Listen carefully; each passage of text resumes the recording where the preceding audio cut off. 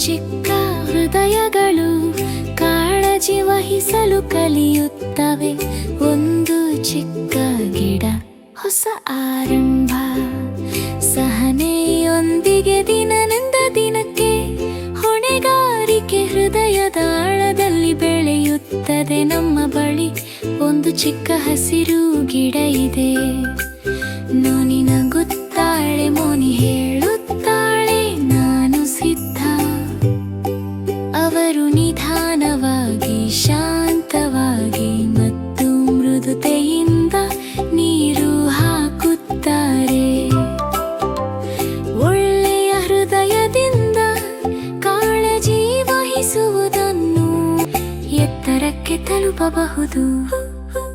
ನಾವು ಹಂಚಿಕೊಂಡು ಮೃದುವಾಗಿ ನೋಡಿದಾಗ ನಾವು ಯಾರಾಗುತ್ತೇವೆ ಎಂಬುದನ್ನು ಕಲಿಯುತ್ತೇವೆ. ಅತಿ ವೇಗವಾಗಿ ಅಲ್ಲ, ಅತಿ ಬಲವಾಗಿ ಅಲ್ಲ. ಕಾಳಜಿ ನಮ್ಮನ್ನು ಬಲಿಷ್ಠ ಮತ್ತು ಸುರಕ್ಷಿತವಾಗಿಸುತ್ತದೆ. ಚಿಕ್ಕ ಕೈಗಳು ದೊಡ್ಡ ಕನಸುಗಳು ಆರಂಭವಾಗುತ್ತವೆ. ಸಹನೆ, ಪ್ರೀತಿ ಮತ್ತು ಹೃದಯದೊಂದಿಗೆ ಈಗ ನಾವು ನಗುತ್ತಾ ನಮ್ಮ ದಾರಿಯನ್ನು ಮುಂದುವರಿಸುತ್ತೇವೆ.